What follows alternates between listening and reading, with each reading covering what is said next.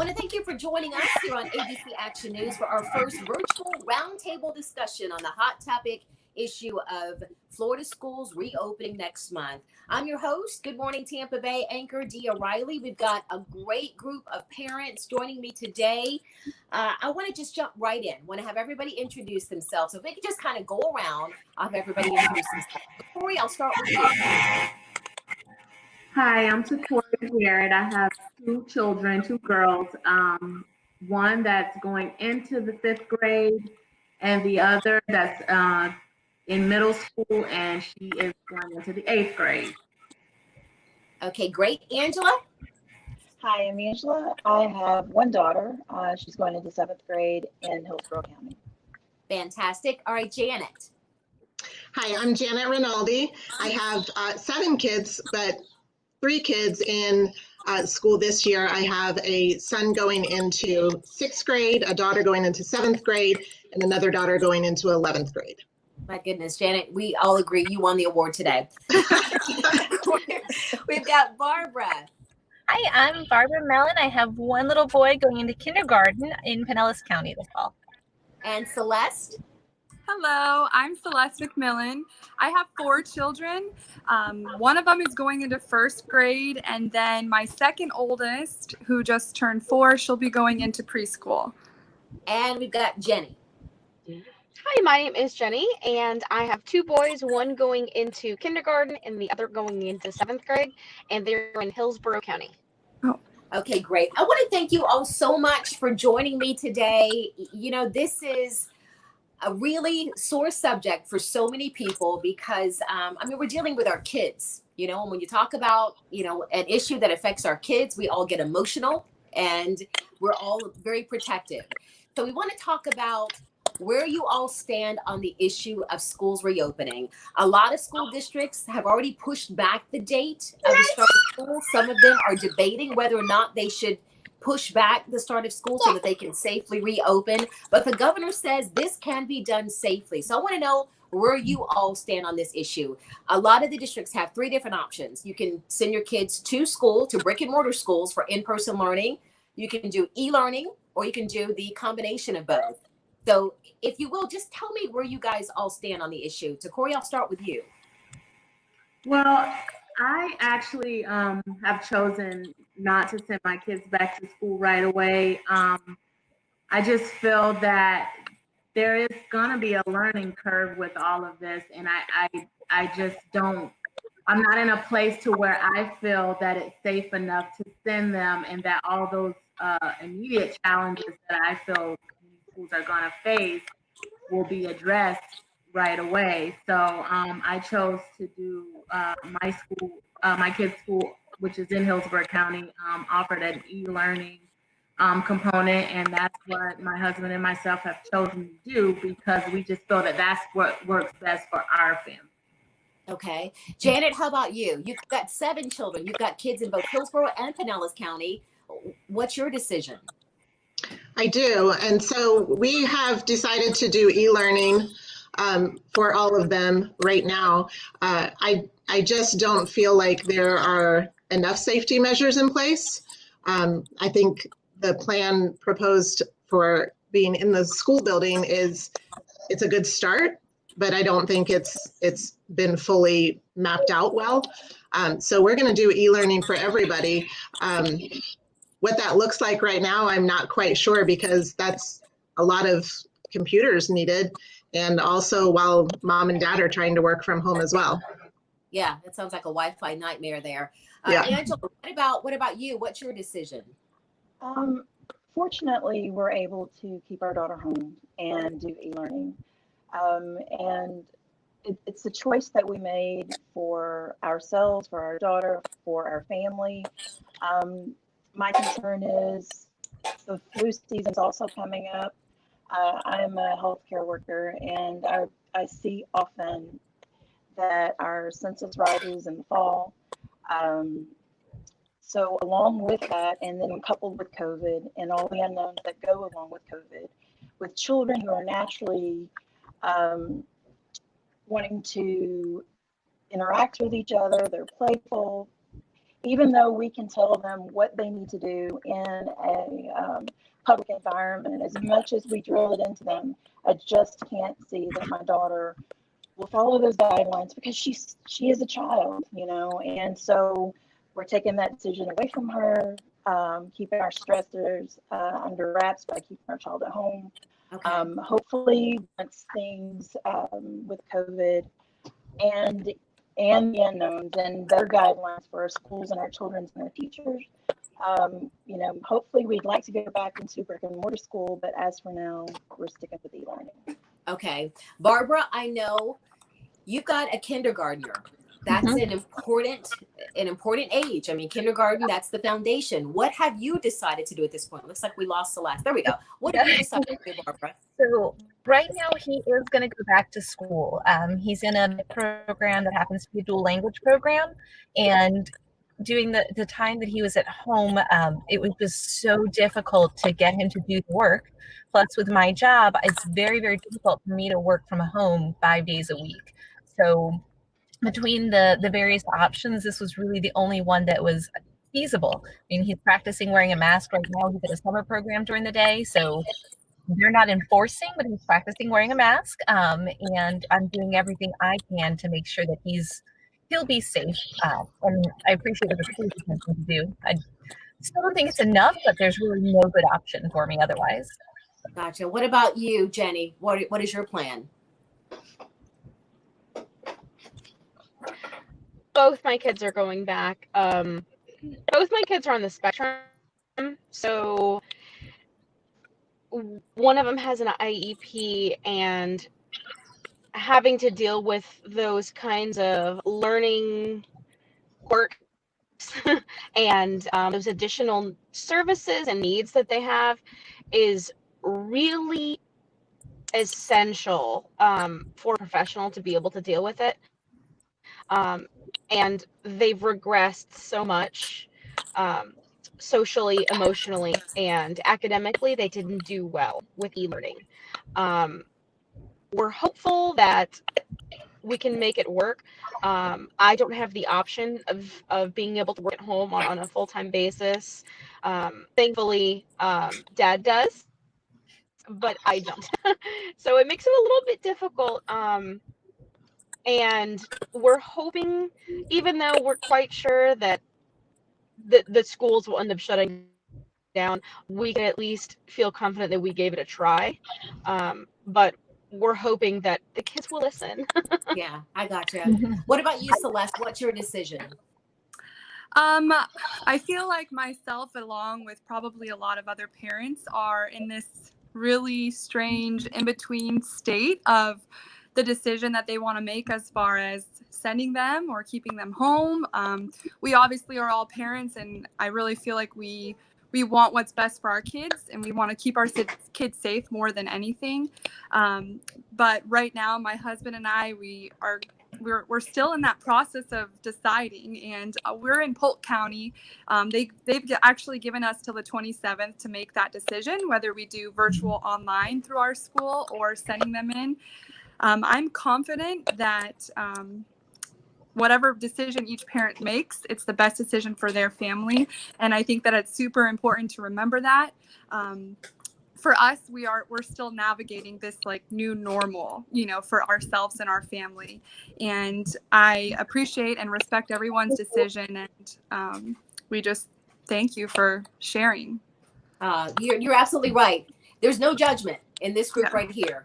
I know all of you, again, you're making a decision that's best for your kids, and we all support each other. But let me ask you something. Celeste, you mentioned that you and your husband are still on the fence at this point. Mm-hmm. Tell me what it's going to take for you, and everybody else, you guys can jump in too, whenever you feel like it, just jump in. Mm-hmm. What's it going to take for you to make that decision on, you're going to lean towards brick and mortar, or you're going to lean towards e-learning? What is it you're waiting on? Sure.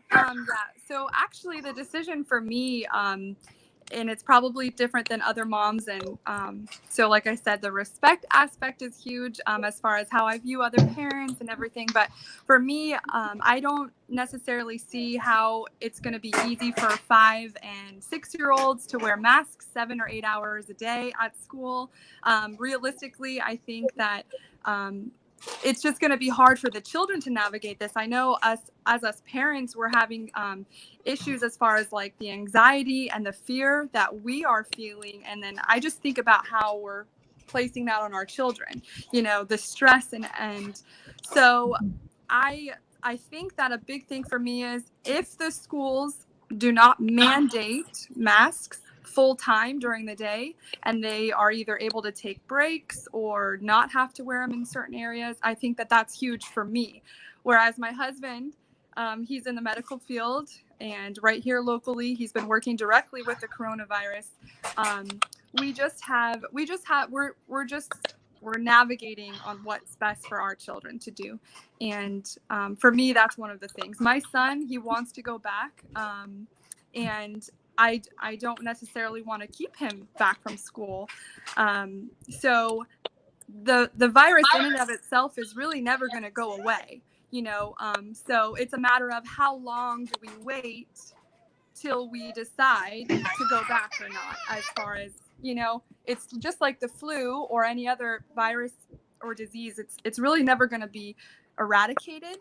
And so it's a matter of, well, when is that point that we're going to get to as a community or as a state or as a country where we're all going to go back to, you know, what we were doing. So at this point, it sounds like for you, you're just ready to just rip the Band-Aid off and just jump right in. Anybody else, you know, have something to say about that? I mean, in terms of masks, I know, you know, as a parent, my kids are older, but when they were little, I had a challenge with, you know, keep your hands out of your mouth, you know, keep your hands out of your face.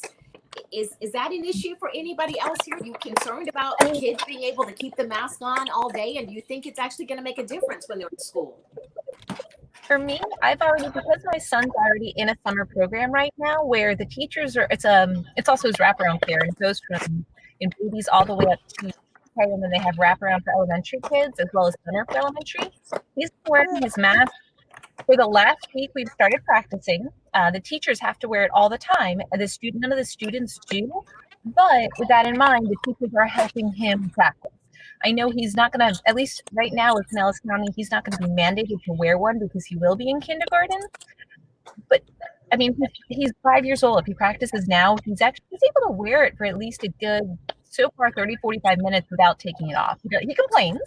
I mean, kids will complain, but he understands that if people wear their masks, the virus will go away as best it possibly can. So he is so interested in not having a virus, 5 years old, that he's really, really trying. We've made it a little easier. We've got a Pokemon mask and a kitty cat mask and different ones that he got to pick out that he really likes.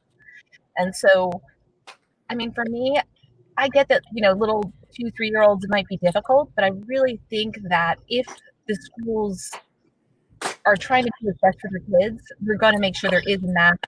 The mask breaks and all that sort of thing are there, but they're going to do that to make sure children stay safe. And I think it is important. It's necessary. I work in medical sales, and so I'm in doctors' offices all day. I've got to teach him what's important, what's safe. Let me ask you guys something too. Regardless of which option for learning you choose, there are going to be some challenges, whether you send your child to a brick and mortar school or whether you keep your child at home. What are your biggest concerns? I mean, with the decision that you made, what are your biggest concerns? So Corey, your kids are going to stay home for e-learning. Do you have any concerns about this option that you've chosen? Yes, definitely. My concern is that what if it's not the best choice for them? I mean, I feel like it's the best choice for their safety, but as far as the learning, you know, I don't know that I can keep them engaged, and that online will be enough to keep them engaged the whole time. I think it's something like 4 hours a day. That's a long time I have a hard time working a full day online. So as far as a 13 and a 10-year-old, I would imagine that it's even more difficult for them to stay engaged. And so my concern is really that they are getting the most that they can in terms of learning with this platform. And that's something that I won't know until Yeah, until you try it. Anybody else have that same concern who's chosen e-learning? What about you, Janet? Is that your concern as well? Yeah, I definitely have a big concern with that. When we did e-learning at the end of the school year, I know it's going to look different this time around, but it was very hard to keep all the kids on task and doing what they were supposed to do and showing up on time and getting things done. My oldest daughter did great with it, and she likes to work at her own pace. So her concern is if she has to be on a bell schedule, while she's sitting at home, it's going to be tough for her. My middle schoolers, I don't know how we're going to keep them on task and staying on a computer for 4 hours. They do not have the attention span. My middle school daughter has an IEP, and nobody knows what that's supposed to look like right now. Again, at the end of last year, I was told, just do your best and she'll pass anyway, which on one hand was a relief to hear as a parent, but then on the other hand, I go, but then what about next year? And what about the year after that? And if she's missing all of this, then what? So the long-term ramifications of this, I think, are definitely concerning. Yeah. Jenny, let me ask you, you said you have 2 kids who are on the spectrum. You basically are stuck between a rock and a hard place. You have to send your kids back to get those services. What are your concerns? Honestly, my concerns are, of course, them catching a virus. My eldest has asthma. My littlest was in the hospital twice in February with an unknown illness that at the time they didn't have a test for. So it really does make us nervous, especially since in the next couple of weeks we're going to be taking in foster kids. So it could be more exposure, it could be more danger, and then I'm still working full time. So the issue I feel is danger over services, and we're stuck in such a difficult place because they need those services and they need that stability and they need that socialization, but at the same time it's hard to gauge what's important in the short term and what's important in the long term. And unfortunately, we just had to pull the trigger and say, this is what we need right now. And if something comes up, if someone gets sick, we'll just have to cross that bridge when we get to it. Yeah, I mean, it's a tough decision. Angela, I have to ask you, a lot of these parents that we're talking to, they have siblings. You've got one child, trying to keep her engaged too, and also being in the healthcare field. You can speak on two perspectives here as a parent, and then, of course, as a healthcare professional. What are some of your challenges that you're dealing with? Well, with our daughter, and I was just thinking socialization for her.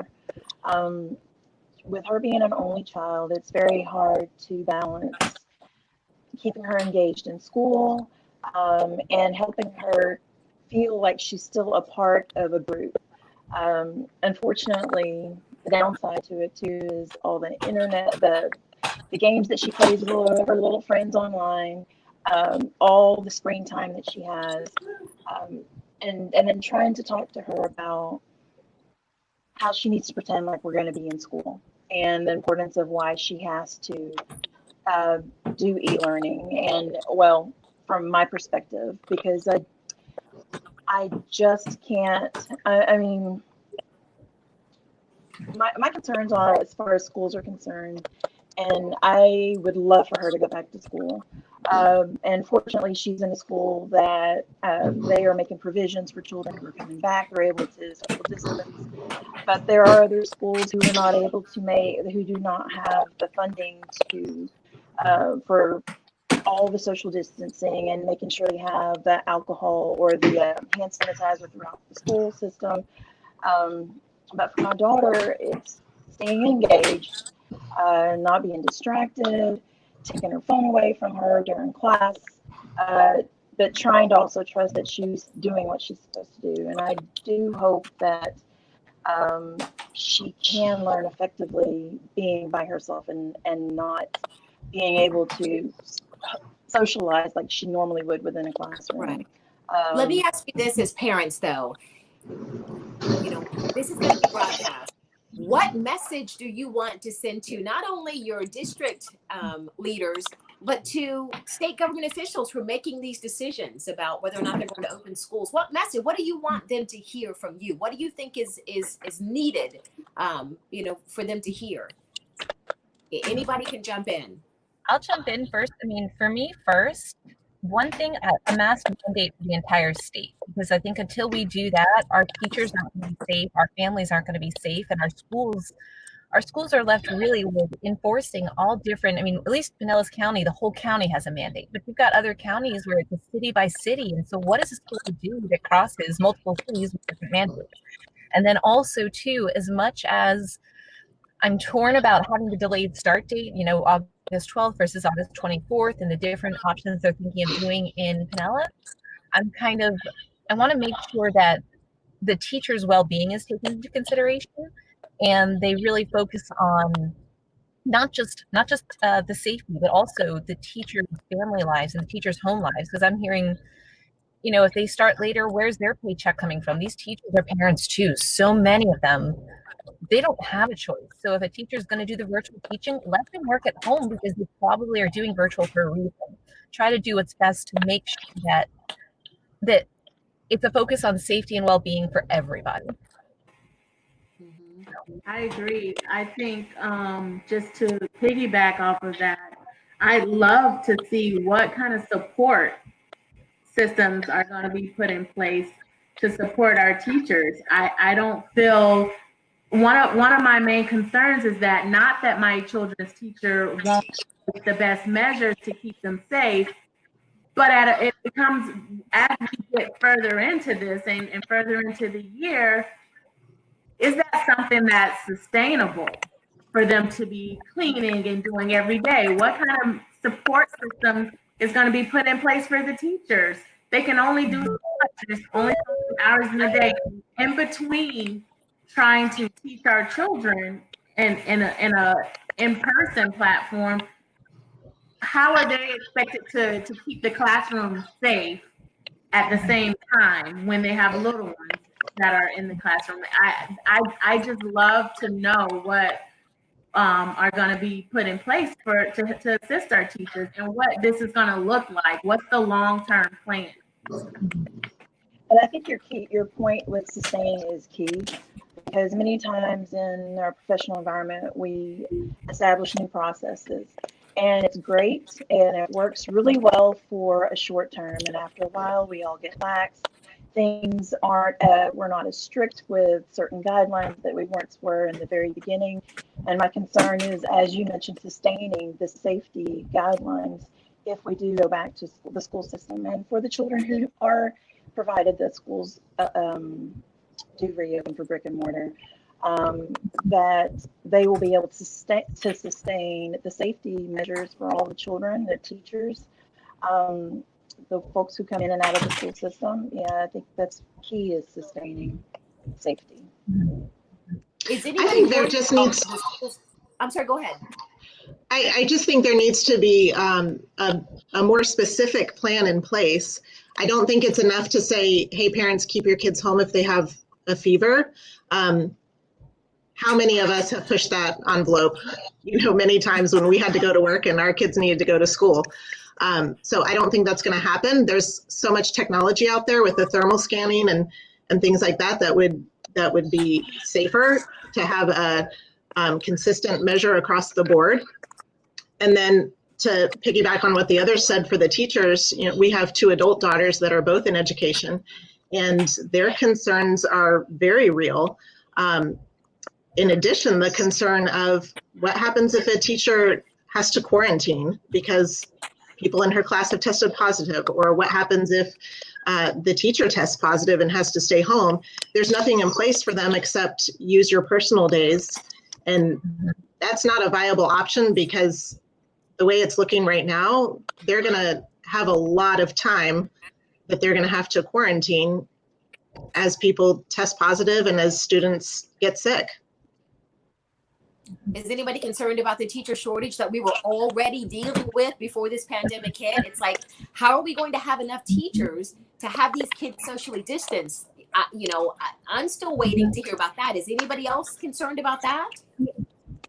That's for me, it's definitely a concern. I mean, I'm grateful to the parents who are able to choose the learn from home option, because those parents, at least in my mind, are alleviating a little bit of that, maybe not the shortage, but making it not as bad. But what happens when all of these kids all come back to school, we have teachers quarantined? That's kind of where I'm thinking with the teacher shortage, as where do we go from there? Because it really does seem like it's a 50-50 split between people who are going to school and people who aren't. Yeah. So I'm going to go to the flip side to that as far as teachers are concerned. I mean, reopening schools and the concerns about the spread of the virus and mandating guidelines and so on and so forth. But in the healthcare field, the nursing shortages are great. Nurses are getting burnt out. They're from my perspective, they're very frustrated with society that doesn't follow guidelines to keep everyone safe, because as more people get infected, more people are in the hospital system. Our census is rising throughout my entire hospital system. The numbers of COVID patients are almost 1/3 of the census in my facility, and it's about 1/5 in critical care.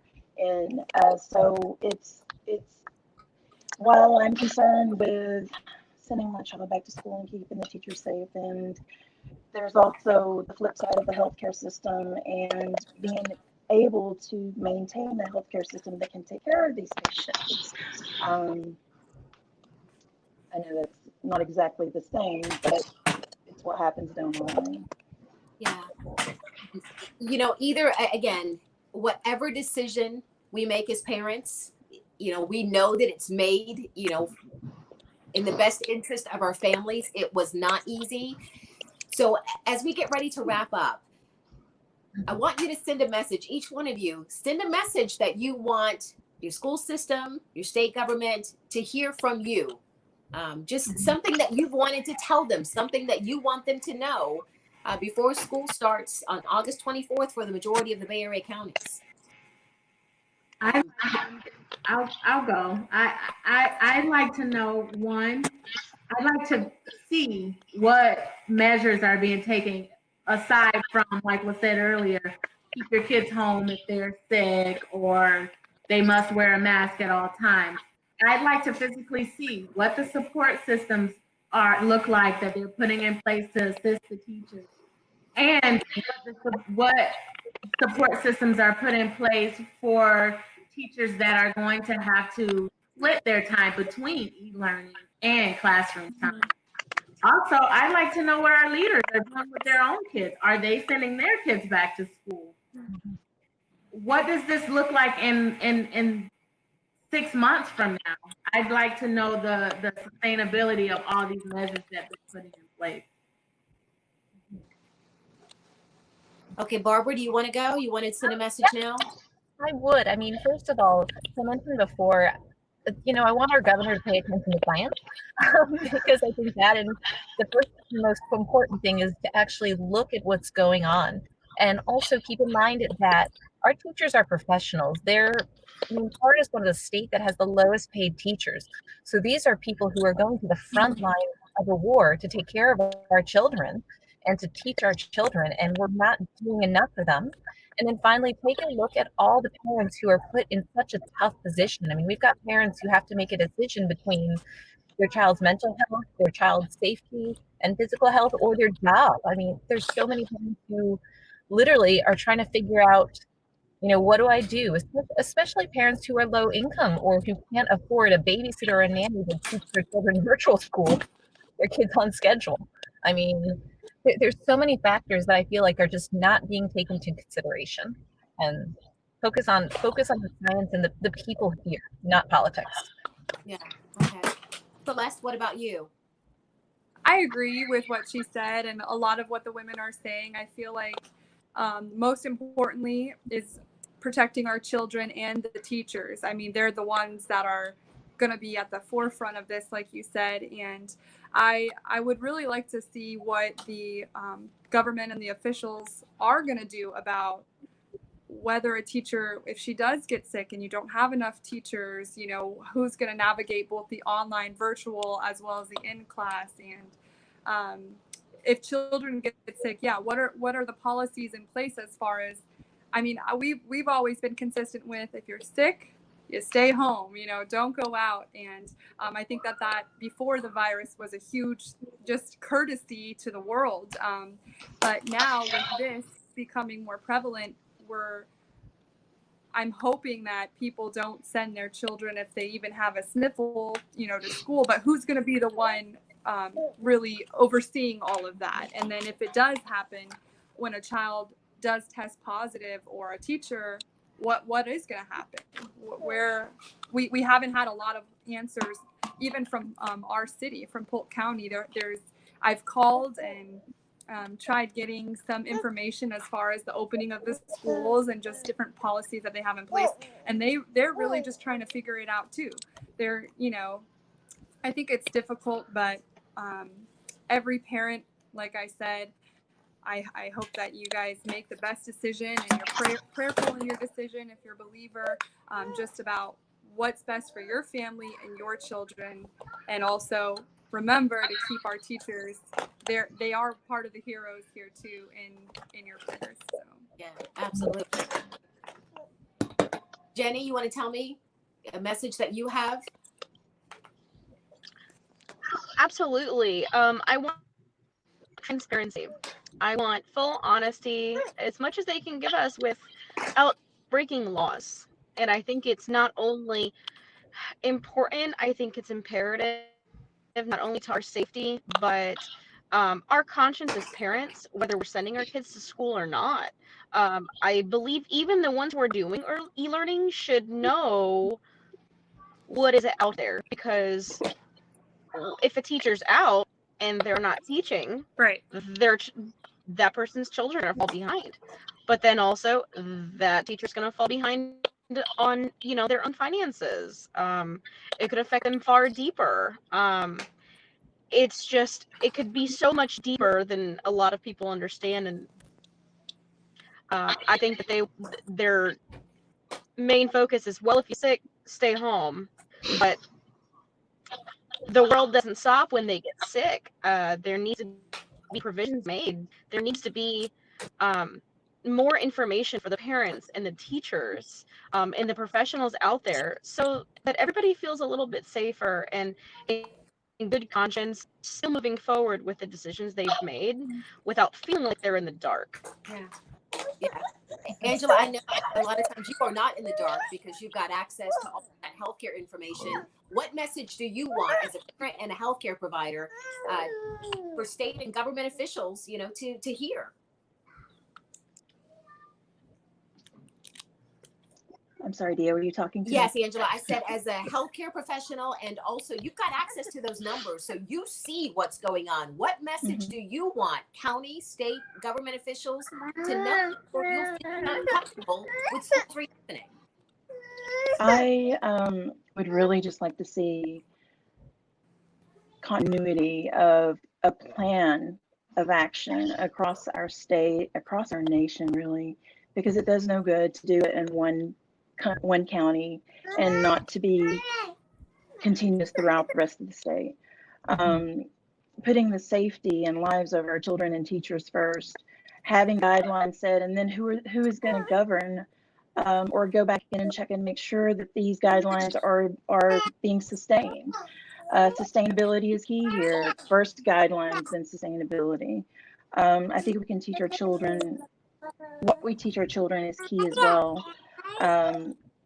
But first and foremost, putting the safety and lives of our teachers and children up front, and having a government that supports this, not politics, as was mentioned before, but something that supports the safety of those who are directly affected.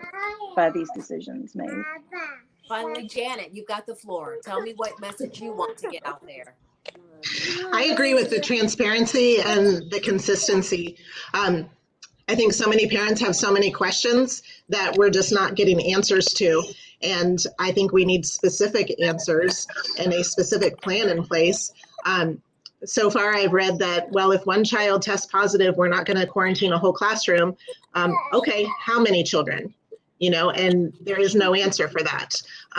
Also, we can assume that teachers are going to be out because they're going to get sick. And then what about the substitutes? These substitute teachers are sometimes in a different school every day. What safety measures are in place that you weren't in a school that had a lot of positive kids and now they're coming to our kids' school and are going to be in a classroom with our children? I just think there's just too many unknowns at this point, and there's not enough information being shared with the parents. Okay. Well, ladies, we thank you so much for joining us today. Again, we know that whatever decision you made was not easy. We support you. We support each other. We know as moms, you know, it's tough enough, you know, to make the decisions that we have to make every day for our kids. So we know no judgment, you know, when it comes to moms. So we pray that your families will be safe and that your kids will stay safe. And again, thank you so much for joining us.